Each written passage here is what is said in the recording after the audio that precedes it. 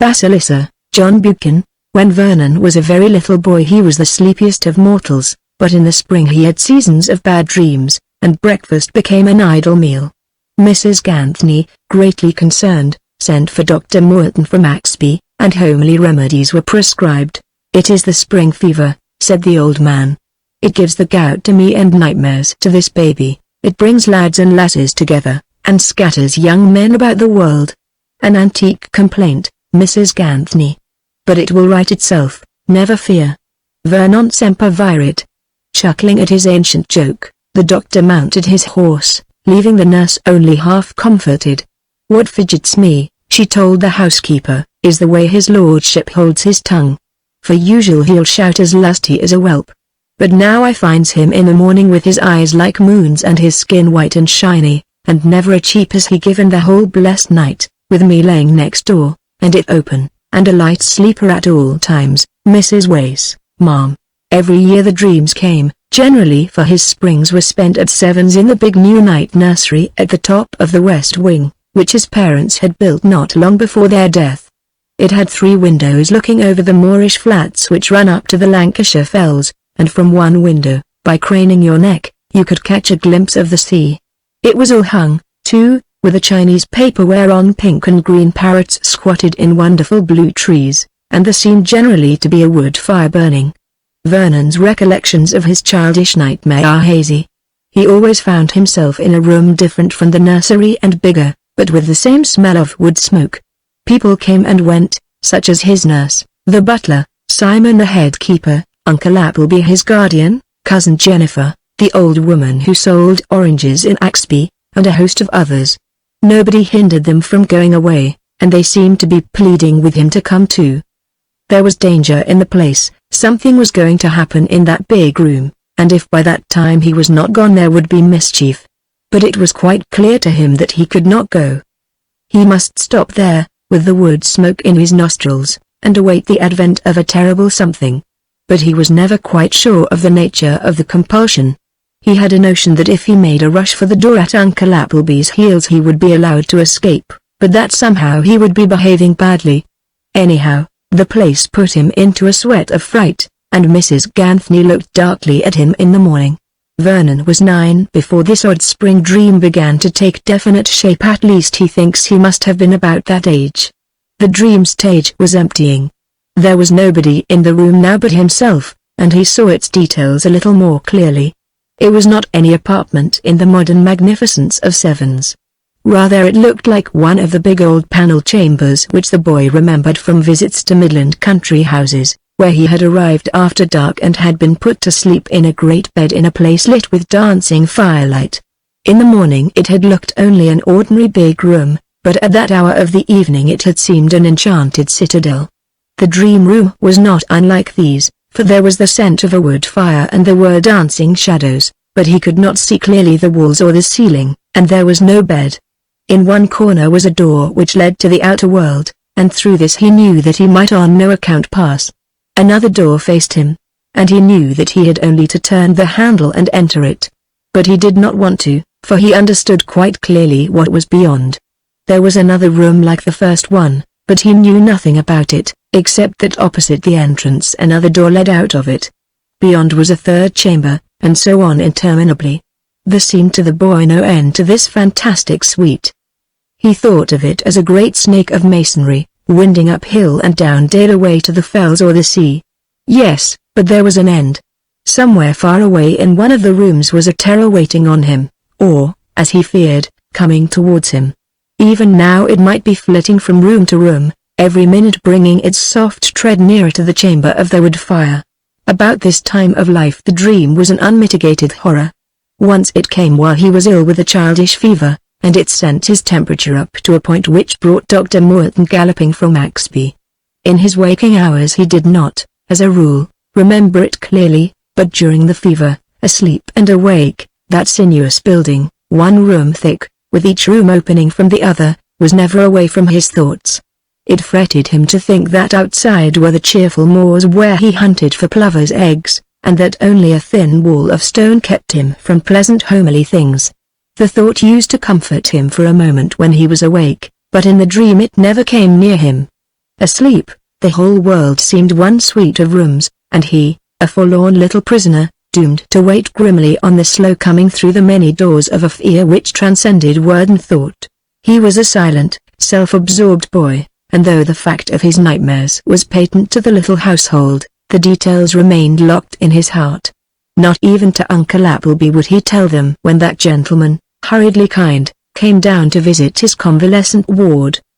His illness made Vernon grow, and he shot up into a lanky, leggy boy weakly, too, till the hills tautened his sinews again.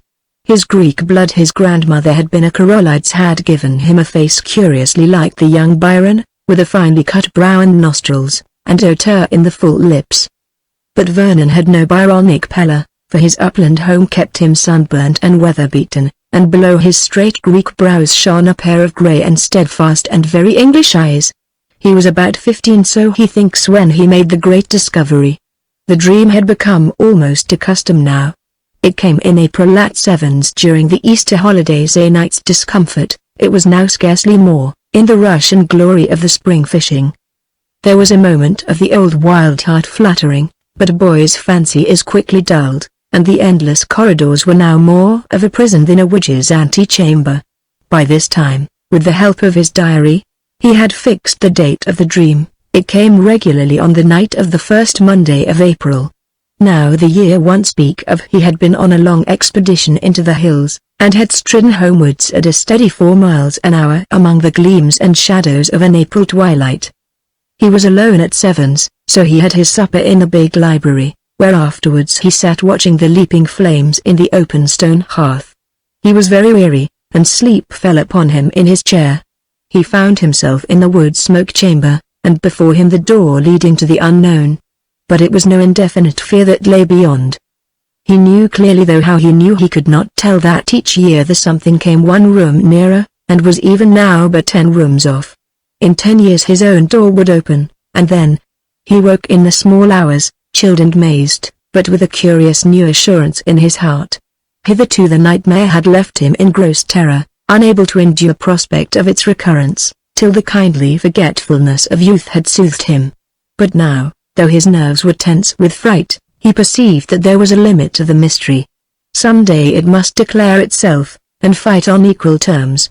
As he thought over the matter in the next few days, he had the sense of being forewarned and prepared for some great test of courage. The notion exhilarated as much as it frightened him.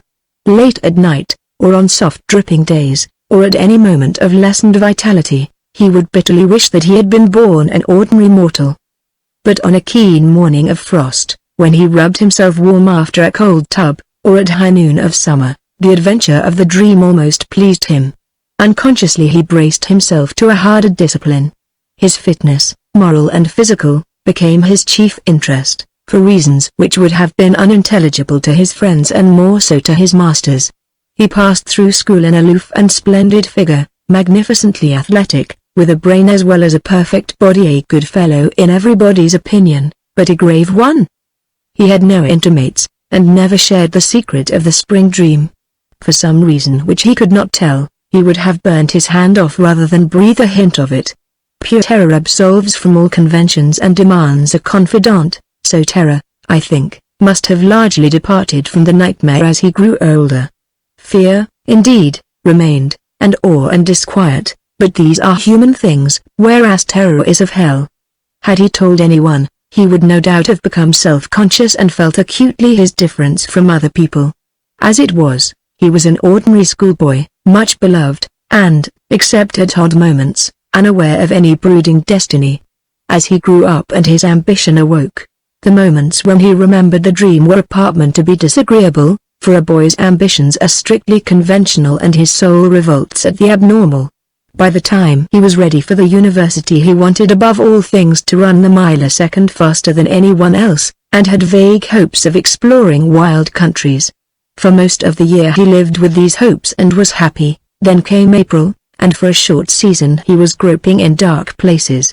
Before and after each dream he was in a mood of exasperation, but when it came he plunged into a different atmosphere, and felt the quiver of fear and the quick thrill of expectation.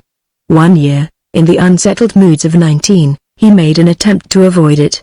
He and 3 others were on a walking tour in Brittany in gusty spring weather, and came late one evening to an inn by an estuary where seagulls clattered about the windows. Youth-like they ordered a great and foolish feast, and sat all night round a bowl of punch, while school songs and John Peel contended with the dirling of the gale. At daylight they took the road again, without having closed an eye, and Vernon told himself that he was rid of his incubus. He wondered at the time why he was not more cheerful. Next April he was at Sevens, reading hard, and on the first Monday of the month he went to bed with scarcely a thought of what that night used to mean. The dream did not fail him. Once more he was in the chamber with the wood fire, once again he was peering at the door and wondering with tremulous heart what lay beyond. For the something had come nearer by 2 rooms, and was now only 5 doors away. He wrote in his diary at that time some lines from Keats' Indian Maid Song. I would deceive her, and so leave her, but she is so constant and so kind. And there is a mark of exclamation against the she, as if he found some irony in it. From that day the boy in him died. The dream would not suffer itself to be forgotten. It molded his character and determined his plans like the vow of the young Hannibal at the altar. He had forgotten now either to fear or to hope. The thing was part of him, like his vigorous young body, his slow kindliness, his patient courage. He left Oxford at 22 with a prodigious reputation which his remarkable athletic record by no means explained. All men liked him, but no one knew him.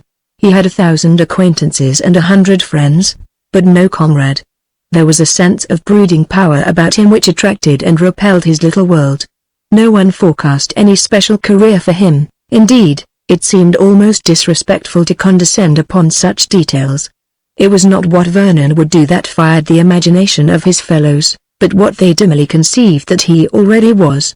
I remember my first sight of him about that time, a tall young man in his corner of a club smoking room, with a head like Apollo's and eyes which received much but gave nothing. I guessed at once that he had foreign blood in him, not from any oddness of coloring or feature but from his silken reserve. We of the North are angular in our silences, we have not learned the art of gracious reticence. His 23rd April was spent in a hut on the line, somewhere between the sources of the Congo and the Nile, in the Trans-African expedition when Waldemar found the new variety of okapi.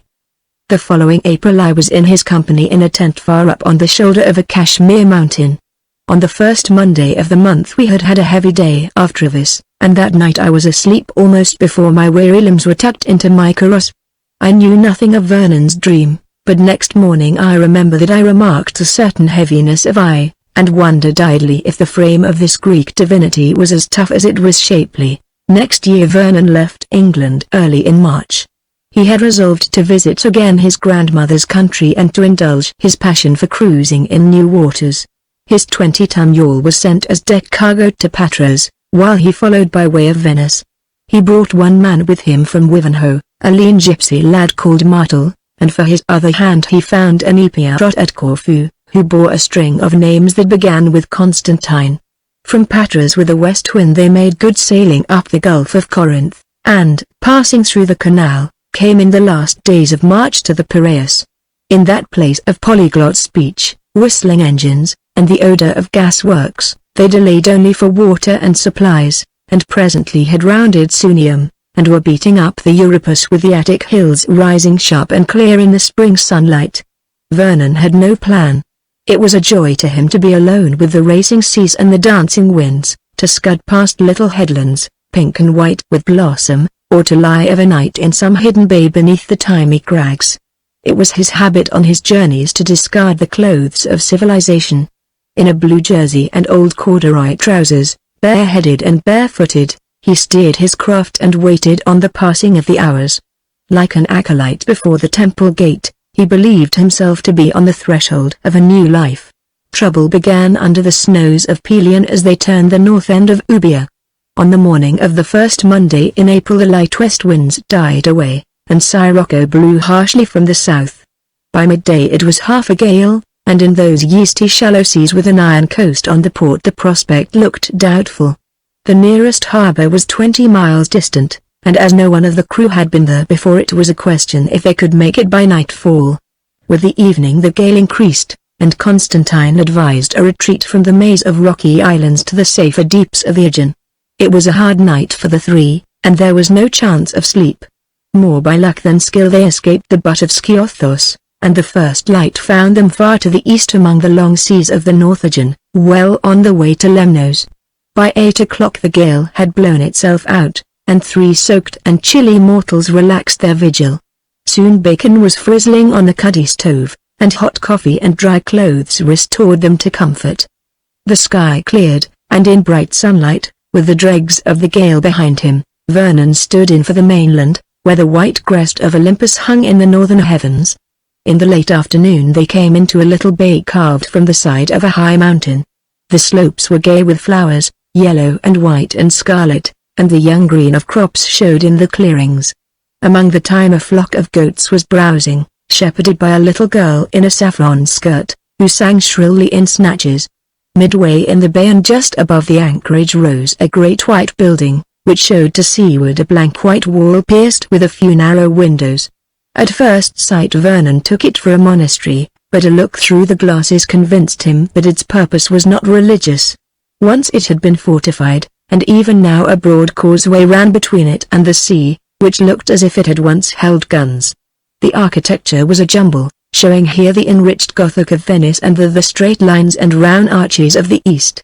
It had once, he conjectured, been the hold of some Venetian sea king, then the palace of a Turkish conqueror, and now was, perhaps, the homely manor house of this pleasant domain.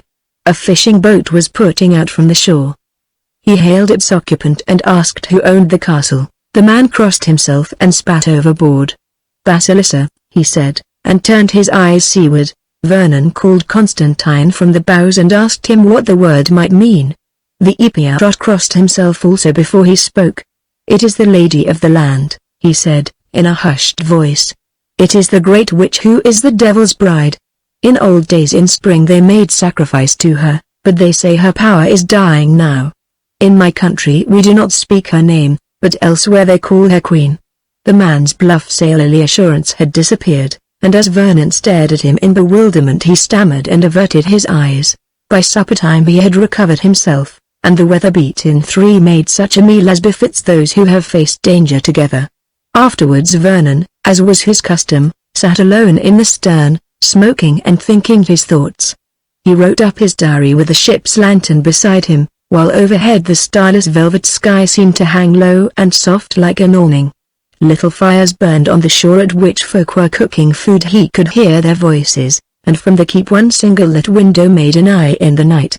He had leisure now for the thought which had all day been at the back of his mind. The night had passed and there had been no dream. The adventure for which he had prepared himself had vanished into the Aegean tides. He told himself that it was a relief, that an old folly was over, but he knew in his heart that he was bitterly disappointed.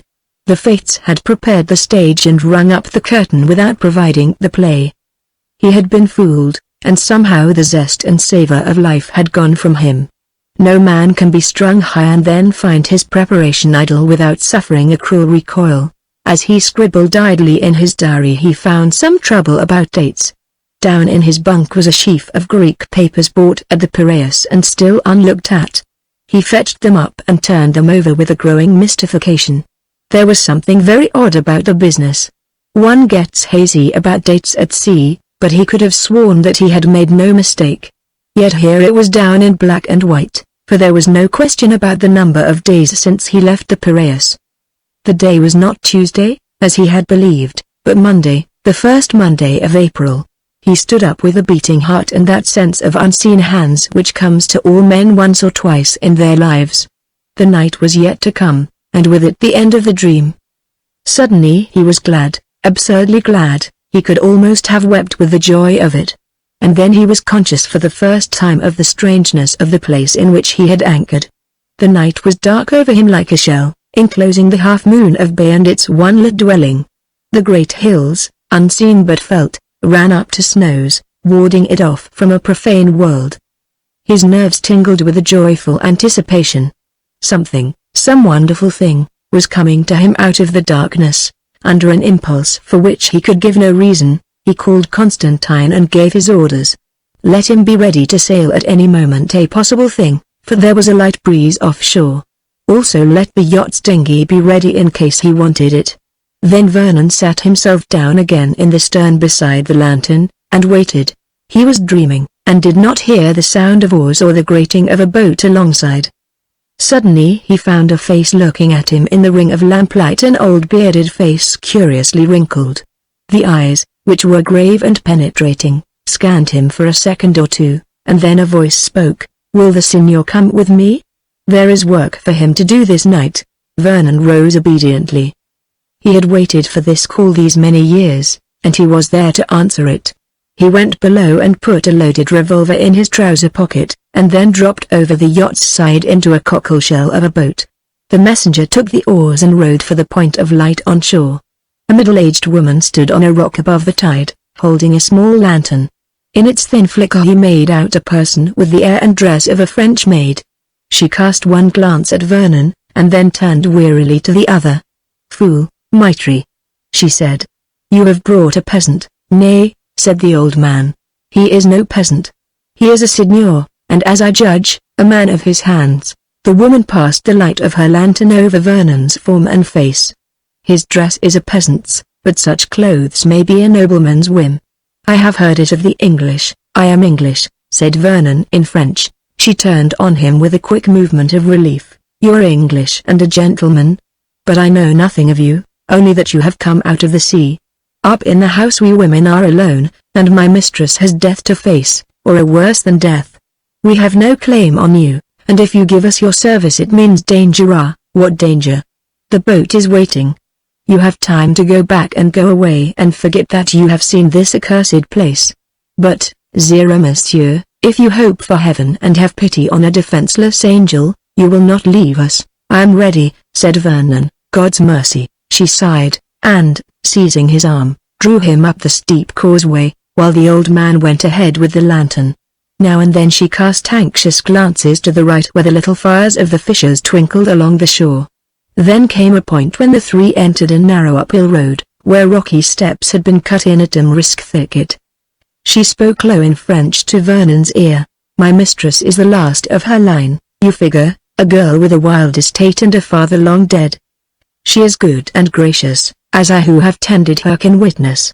But she is young and cannot govern the wolves who are the men of these parts. They have a long hatred of her house, and now they have rumored it that she is a witch and blights the crops and slays the children. No one will look at her. The priest, for they are all in the plot, signs himself and crosses the road. The little ones run screaming to their mothers. Once, twice, they have cursed our threshold and made the blood mark on the door. For 2 years we have been prisoners in the house, and only Maitri is true. They name her Basilissa, meaning the queen of hell, whom the ancients called Proserpine.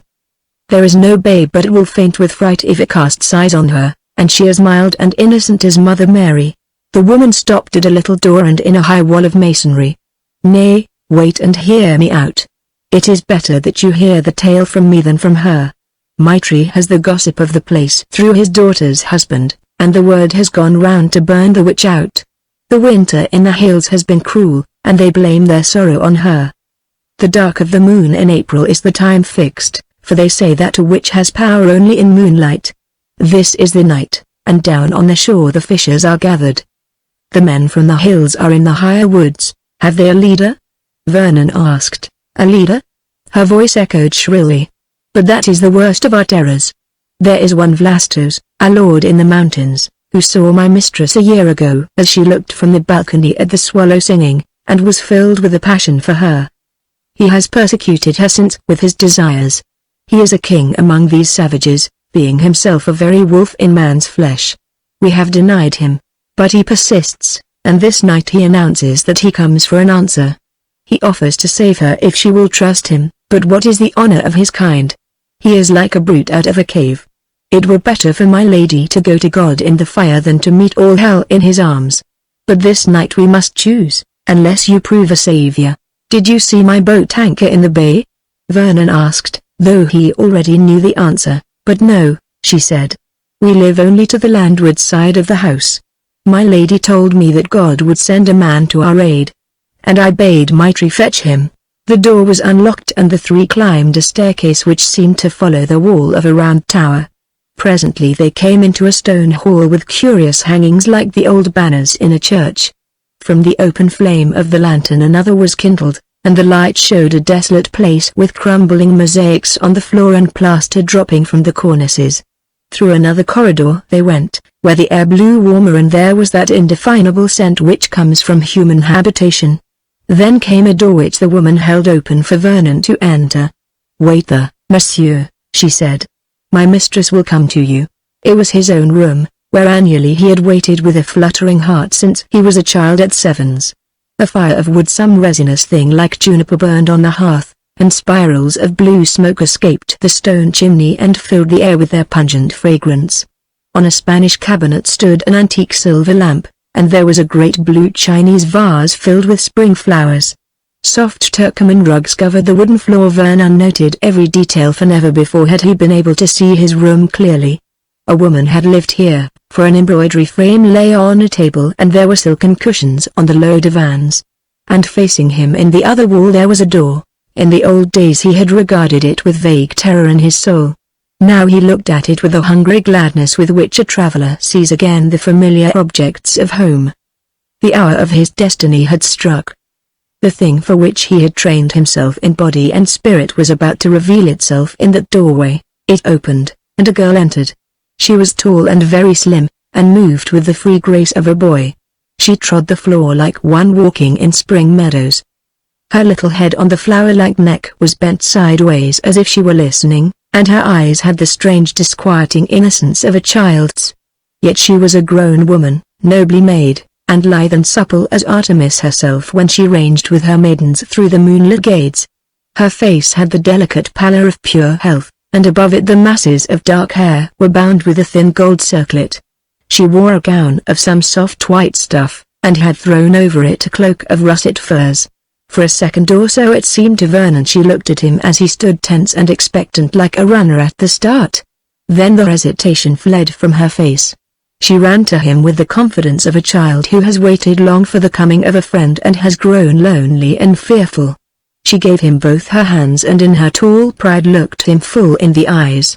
"You have come," she sighed happily. "I did not doubt it. They told me there was no help, but, you see, they did not know about you. That was my own secret. The monster had nearly gobbled me, Perseus, but of course you could not come quicker. And now you will take me away with you? See, I am ready. And Elise will come too, and old Mitri, for they could not live without me. We must hurry, for the monster is very near." In that high moment of romance, when young love had burst upon him like spring, Vernon retained his odd discipline of soul. The adventure of the dream could not be satisfied by flight, even though his companion was a goddess. "We will go, Andromeda, but not yet. I have something to say to the monster." She broke into a ripple of laughter. "Yes, that is the better way. Mitri will admit him alone, and he will think to find us women. But you will be here and you will speak to him." Then her eyes grew solemn. "He is very cruel, Perseus, and he is full of evil. He may devour us both. Let us begone before he comes." It was Vernon's turn to laugh. At the moment no enterprise seemed too formidable, and a price must be paid for this far-away princess. And even as he laughed the noise of a great bell clanged through the house. Mitri stole in with a scared face, and it was from Vernon that he took his orders. "Speak them fair, but let one man enter and no more.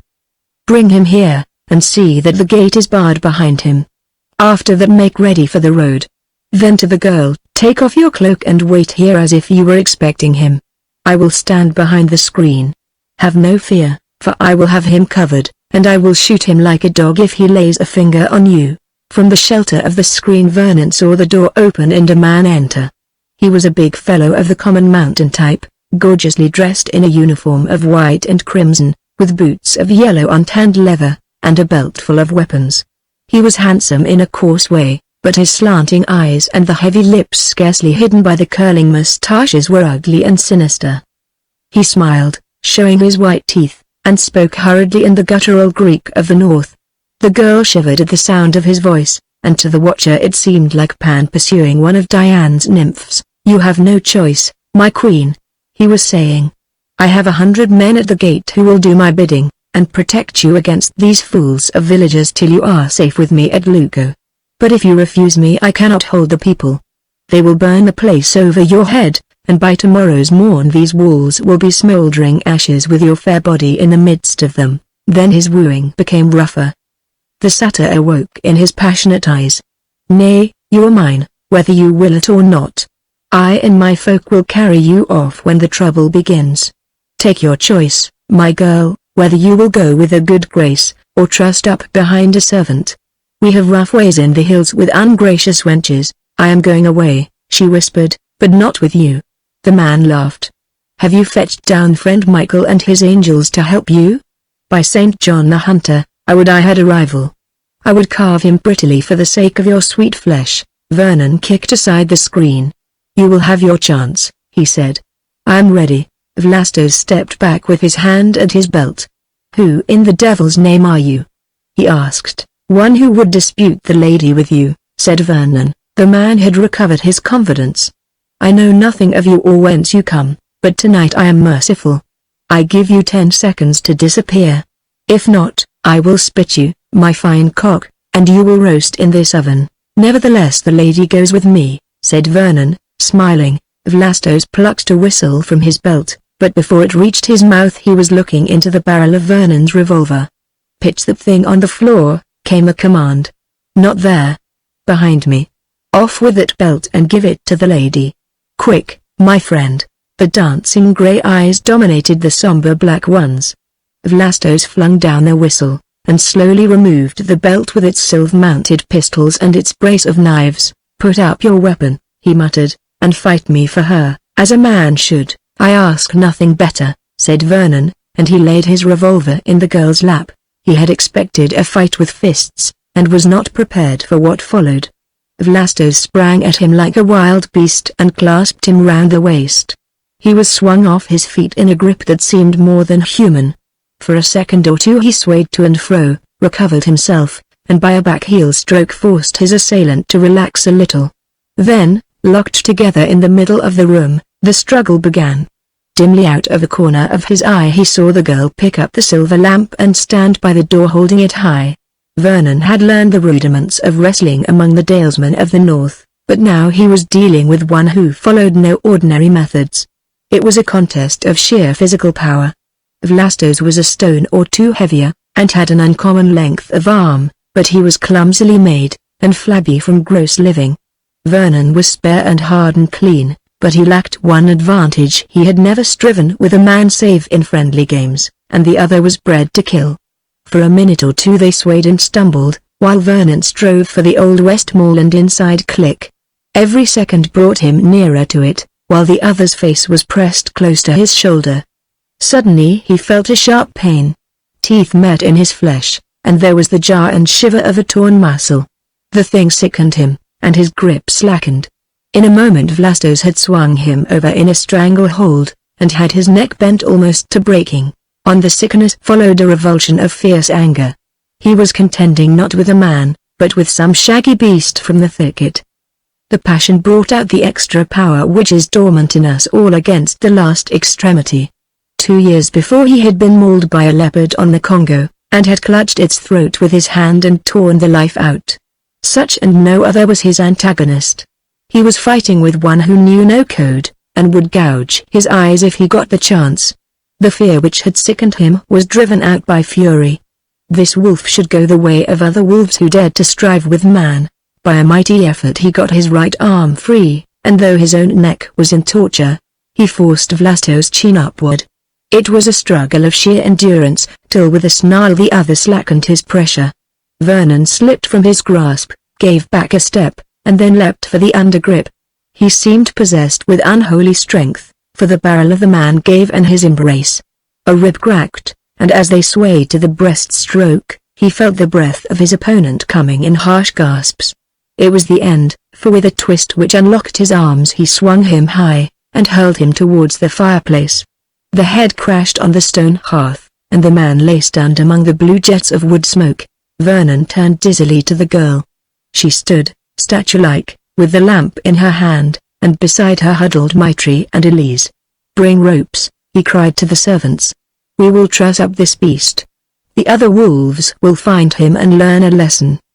He bound his legs and arms and laid him on a divan. The fire of battle was still in his eyes, but it faded when they fell upon the pale girl.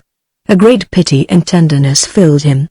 She swayed to his arms, and her head dropped on his shoulder. He picked her up like a child, and followed the servants to the sea stir. But first he found Vlasto's whistle, and blew it shrilly. The answer was a furious hammering at the castle door. Far out at sea, in the small hours, the yacht sped eastward with a favoring wind. Behind in the vault of night at a great distance shone a point of brightness, which flickered and fell as if from some mighty fire. The two sat in the stern in that first rapture of comradeship which has no words to fit it. Her head lay in the crook of his arm, and she sighed happily, like one awakened to a summer's dawn from a night of ill dreams.